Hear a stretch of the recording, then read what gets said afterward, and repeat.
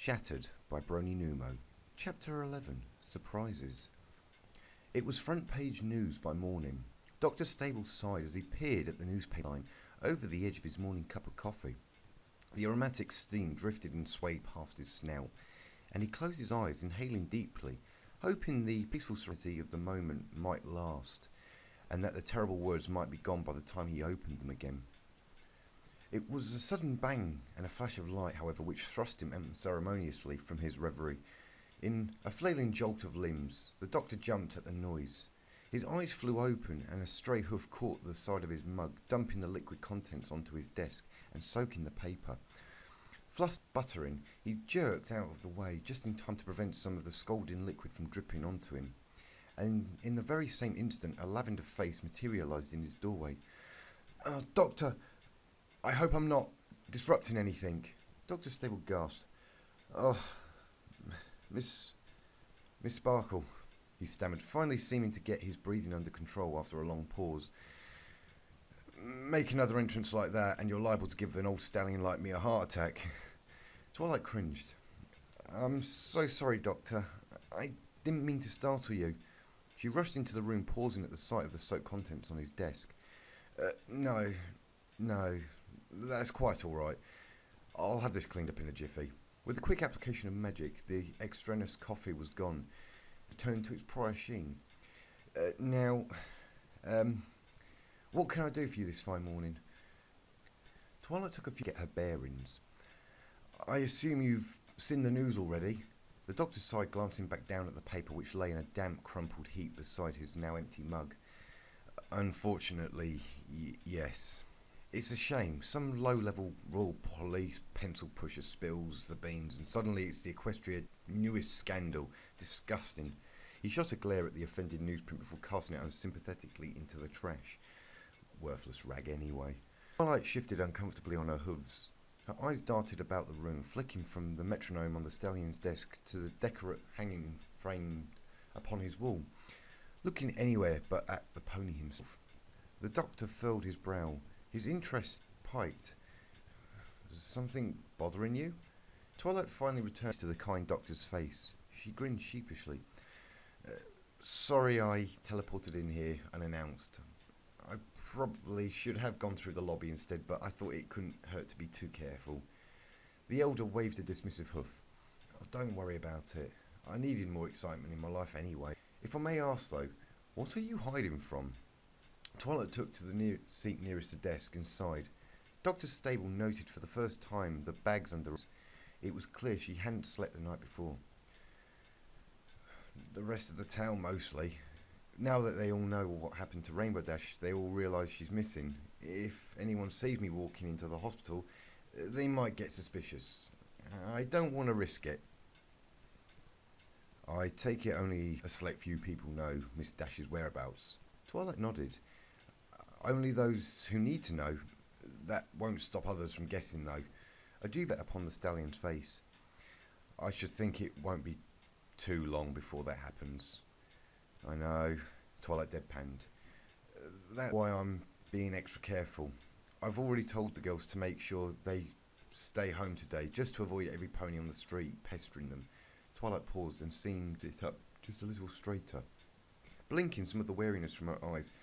Except for Rarity, of course. The doctor's eyes briefly registered surprise and concern. Then, what is she doing?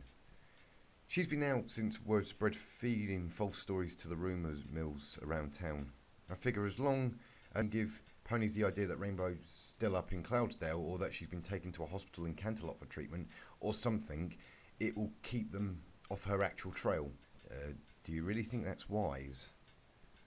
Well, even she acknowledges that she's one of Ponyville's foremost source of gossips. If any pony could steer ponies in the wrong direction, she could. That's not what I meant. I worry that once ponies realise she isn't in Canterlot, they'll have the idea of her being treated in a hospital on their mind, and they'll immediately start prying around here. His voice trailed off, and he was left staring apprehensively at his visitor, who did not flinch. They'll come here with questions sooner or later. It's almost inevitable, really. Twilight Sparkle's response came out yet resolute voice. I have a plan. I want to get her out of the hospital tonight, if she's able. She will be able, won't she? The doctor drew in a deep breath and exhaled slowly, nodding to him in pensive deliberation. Yes. I think she's more than ready by now. She may even be wondering why she's been kept so long. I can drum up a release as soon as you need it. Twilight nodded. Oh, thank you, Dr. Stable. Tonight, if you will. I'd rather move her under the cover of darkness than scaring her with another dual long-distant teleportation spell. Tonight should work just fine. I want her out of the public eye as soon as possible. I understand. I'm happy to be of any help I can. Thank you. She stood up, prompting her companion to rise as well. And if you'll excuse me, I do have a few more errands to run today before I'm ready to make this move. I have to make sure everything is set up perfectly. Of course. Best of luck. He nodded to her as she bowed out of his office. Oh, and Miss Sparkle, he called just as she left, and her head popped in the doorway. Would you mind telling Nurse Redheart to come see me when you get to the lobby? I'd be much obliged. Certainly. She left without a further word. Dr. Stable returned to his work. The soothing tick of his metronome bade him company as he lingered shuffling a few papers on his desk. Within a few seconds, beats of the rheumatic device, Nurse Redheart arrived at his door. He stood to greet her. You asked for me, Doctor? Yes, and I'll cut right to the chase. I assume you're aware of the news but this morning. I only wish I wasn't. Dreadful. Absolutely dreadful. Well, Twilight Sparkle only just paid me a visit, and due to this development, she wants to move Rainbow Dash to a less public location, and she wants to do it tonight. That's reasonable. The doctor nodded once before continuing. I've already cleared Miss Dash for release, but I still worry. I don't believe her mental state is yet strong enough to withstand a curious Dalek, so it remains absolutely imperative that she be shielded until then. It's unlikely that any pony will guess her location before nightfall, but in the event they do, we need to remain watchful until nightfall. No pony, Miss Sparkle, one of her close friends, or the detective and his men can be allowed back to see Rainbow Dash unless they have a damn good reason. I need you to make sure of that. Nurse Redheart nodded. The doctor seemed to visibly relax and settled back further into his big armchair as she did so. Unbidden, however, the mare felt a twinge of unease attack her subconsciousness, and she frowned. If I may ask, what would constitute such a reason? Her boss looked up at her and scratched his chin in for a moment, before finally shrugging. I'll trust your better judgment to make that decision, Redheart. He paused, concern alighting on his features for a brief instant. There's another thing too. I'd like you to take a closer look at the blood work and samples taken from Miss Dash the day she was admitted. Nurse was surprised, but nodded once more all the same. You mean the toxicology report sent back from the labs in Canterlot? Yes, that's the... I fear we may have missed something. Is there anything specific you want me to look for? I don't know. I just feel as if there's something eluding us. Something important, but for the life of me, I can't fathom what it may be. Do you think she was drugged? It's a possibility. I know we didn't see anything in the chemical analysis the first time, but that was a chaotic, confusing day. I've been wrong before, and I'd like a second look. At the very least, look for anything unusual. Report your findings to me by tomorrow, if you please. He leaned back and looked pensive for a moment, clicking his front just in front of his chin before mumbling quietly, as if only to himself. I always wonder if we're not missing something. This is such an important case. Such a very important case. Nurse Redheart coughed, but drew no reaction. She wondered briefly if he had forgotten she was even there. Sir? She probed, raising an eyebrow, but he did not respond. His eyes caught the rhythmic notion of his metronome and followed it closely for a few ticks before they shut suddenly, and he yawned loudly. Nurse Redheart sighed. You should take some time off, Doctor. You know what happens when you overwork yourself. Hardly matters now. I'm getting so very old, he chuckled. You hardly look a day over 40. Oh, you've always been too kind to me, nurse. She rolled her eyes before departing. Get some rest, Stable. The unicorn leaned back and closed his eyes, settling his rear hooves upon the desk. Nurse Redheart merely let slip a dry chuckle before returning to the lobby. A patchwork sky of lazy white clouds and the carefree chirping of many birds betrayed the onset of another crisp, beautiful fall day. Twilight Sparkle took the time for peace and recollection as she strode along the quiet, secluded path through Sweet Apple Acres. She could afford to take her time out among the rows and rows of trees, knowing full well that it was unlikely any curious pony might see her in the isolated stretch of orchard. Still, though, she would have preferred to have her preparations completed as soon as possible. She enjoyed the few precious, peaceful moments that the walk afforded her. It gave her time to think, time that had lately become more and more valuable to her heavily taxed mind. She was a nameless tune by the time she arrived at the farmhouse door and knocked quietly. A hushed voice spoke from behind the door. "Who's there?" "It's me, Applejack. May I come in?" "Me who?" "AJ, it's Twilight. Let me in." The unicorn deadpanned. He chuckled as she swung the door open to a frown from her friend. "Why didn't you say so the first time?" "You can recognise my voice." "I reckon so. You can never be too careful, though." Twilight just sighed. Applejack peered at her friend, her joking expression replaced quickly with one of concern. "Something got your bonnet in a bunch, Twi?" I guess it's just stress from, well, everything. Anything I can help with?" Twilight shook her head as the pair ventured further into the house. "I don't think so. It's just this trial, and now the newspapers, and the rumours, and everything else that's going on at the same time. It's all happening so fast, and I don't know what to expect." Applejack laid a comforting hoof across her friend's back and led her into the kitchen. "I can't say I blame you. I suppose I'm feeling a mite bit nervous too. And I'm not who has to learn all that fancy lawyering business." She smiled as she reached towards the counter for a pot of coffee and poured out a mug in one smooth motion.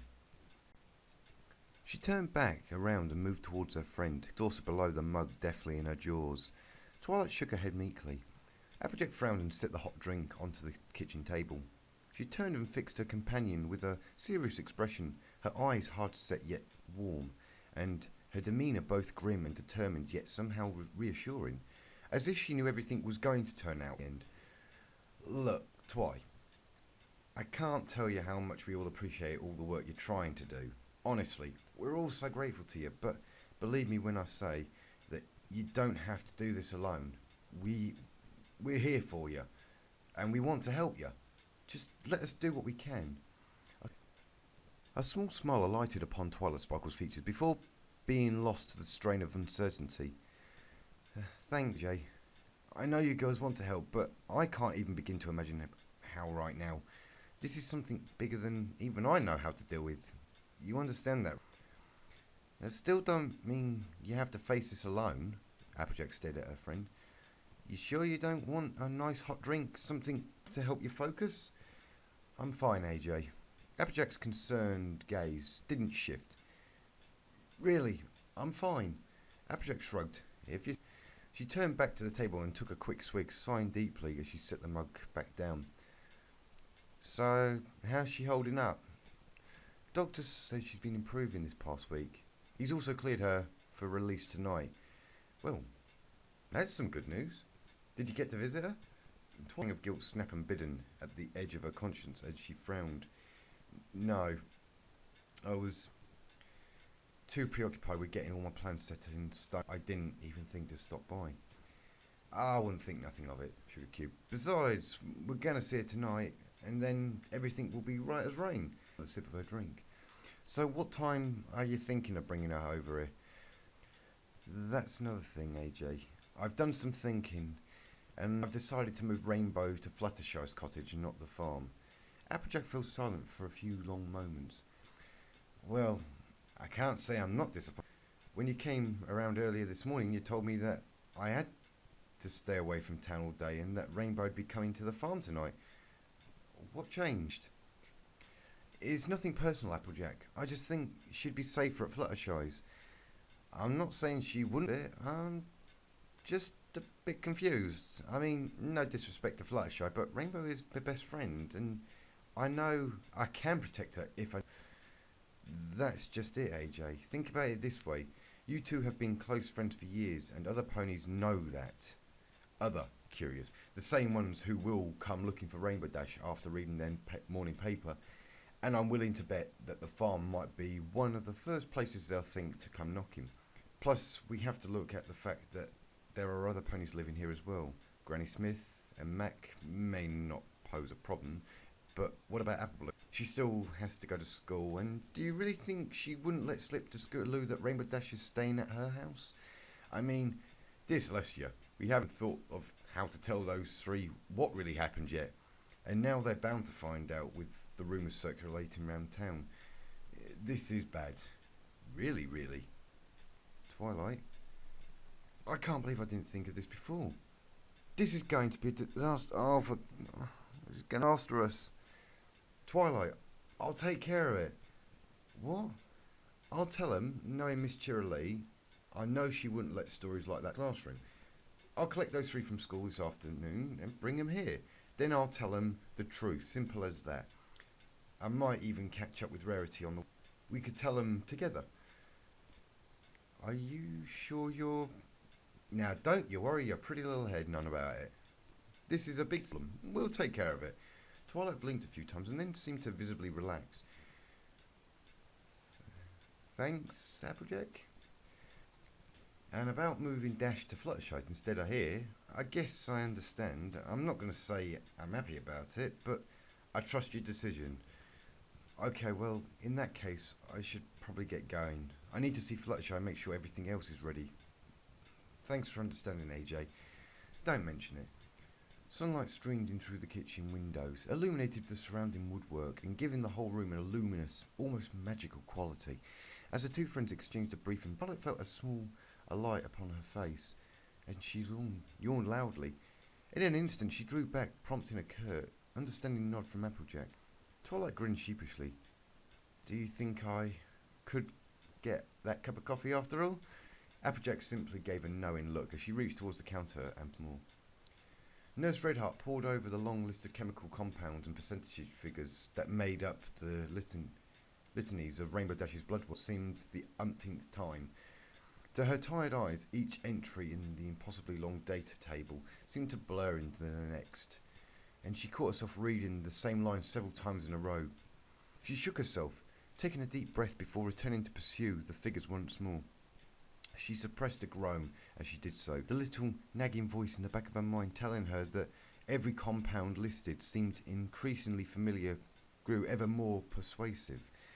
She felt on the verge of finally having to admit to herself that aside from a copious amount of alcohol, there had been nothing out of place in Rainbow Dash's bloodstream. Nevertheless, reaching the bottom of the parchment again, her gaze once more flicked to the top of the toxicology report, and she began scrolling down anew, watching for the ever-elusive single compounds that might signal something out of the ordinary. But to her well-practiced eyes, every protein, every plasmatic chemical, every minuscule point seemed in its proper place. She did not even look up when the ringing of a bell and the sound of two distinct set of hooves announced the arrival of a pair of visitors. Still the nurse pored on, her mind set on the faint hope that she might find something worth reporting. When one, a stallion she guessed only by listening, cleared his throat, Nurse Redheart sighed, yet still failed to look up, remaining engrossed in her work. May I help you? A mare's voice answered. Good afternoon. We're here to see Rainbow Dash. Could you schedule us a visit? Nurse Redheart felt a pulse quicken, yet she did not miss a beat in feigning distress. I'm sorry, but Rainbow Dash has not been admitted to this hospital for many months.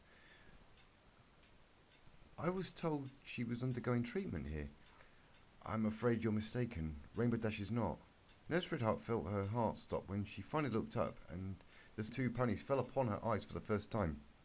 She was suddenly struck by their appearance, so much so that she had to catch her own jaw as it fell. The mare raised an eyebrow at her. Well? Nurse Redheart found herself faltering as she stared, her words dying uselessly, her facade of apathetic indifference crumbling around her. Her line now seemed wholly impossible to maintain. Under another moment she spent under the gaze, she gave in. She She isn't accepting any visitors today. Finally, the eerily familiar-looking stallion spoke up from his relative quiet. I'm sure in our case you might reconsider. From a pouch hanging by his side, he produced a card and quickly hoofed it over the desk, as if she needed any more evidence. Nurse Redheart threw a cursory glance at the card, where the information only confirmed her already rapidly sinking suspicions. Her work now entirely forgotten, her mind flashed back to the earlier conversation with Dr. Stables. It looked back up at the two visitors and their resolute gazes, whereas enough to drown out the part of her mind telling her not to give in. She gulped, swallowing whatever weak protest had been at the ready, and resigned herself to action. After all, she had been instructed to deny access to ponies without a good enough reason, and if her instinct was good for anything, she could see that if even a pair of ponies had a good enough reason for her to defy his orders, these two did. Right this way, sir, madam. Feeling refreshed and energized, Twilight Sparkle trotted quickly along the pathway leading towards Fluttershy's abode. Although teleportation was surely the quicker route, the unicorn was almost painfully aware that appearing quite suddenly in her friend's home might very well drive into the ceiling. Bearing that in mind, and confident that she would scarcely meet any pony else on the secluded walk, she continued along the forest trail. She slowed as she neared the cottage, stopping just before the entrance. "Hey?" No response sounded as she frowned slightly. "You in here? I need to talk to you." She paused, but after several moments she still received no answer. She raised her hoof to knock gingerly on the wooden surface, only to be surprised as the door swung easily open after one touch. Warily she called out in darkness, "Fluttershy!" Twilight pushed the door open the rest of the way, causing a few odd animals to scamper as the light shifted across the floor. She strode into the living room. The darkness, 3 half-drunken cups of tea, sat forgotten on the coffee table. She looked around nervously again, paying mind to the shifting shadows on the wall. Though reason it was probably only many animals scurrying about. She swallowed a dose of apprehension to call out again, "Fluttershy? Twilight? Twilight!" At the distant sound of her name being called, Twilight rushed from the cottage and out onto the front lawn. She looked all around, feeling as if she could sense the very blood pounding in her veins. "Twilight! Thank goodness!" She looked upwards, just in time to see Fluttershy descending from above a low cloud, an agitated look on her face. Twilight immediately felt her concern pike as the mare settled in for a landing. Coming to a shaky halt in front, her wings twitched at her sides, seemingly unwilling to rest. Twilight felt unease prick at the back of her neck. "Fluttershy? What? I'm so glad I found you. I flew to the library, but you weren't there, and I needed you because, oh my goodness, we need to go." The normally timid Pegasus grabbed by the hoof and started forcibly dragging her down the path. Stunned by the sudden, unprecedented action, and the fast stream of words more usually associated with some porcupine, Twilight had no choice but to let herself be dragged along. "Fluttershy, are you okay?" To her credit, the other mare didn't let up her force. Eagles of dust became kicked up from Twilight Sparkle's dragging hooves. "I'm sorry. I didn't know what to say, and now something bad's happened, and it's all..." Twilight finally gave in and set about trotting alongside her friend, whose hooves fall suddenly increased. From a steady trot to an all-out gallop, Twilight had to hurry to keep up. "Slow down! I'm confused. What's going on?" The ancient Pegasus shook her head vigorously. "No time to explain. Get to the hospital, quick!" A soft smile broke out on Rainbow Dash's face as she sat up in her bed, looking over the array of get well soon cards, flowers and other mementos arranged upon her bedside table. There were some from each of her friends, professing their love and for her, and even a card from the princesses. Themselves stood proudly, front and centre. Each one was special. Each spoke volumes to her about the wonderful accepting friends she had. Several sported the colourful loopy hoof writing of Pinkie Pie, who had taken it upon herself to write one such card ever to the bed-stricken pony's big revelation.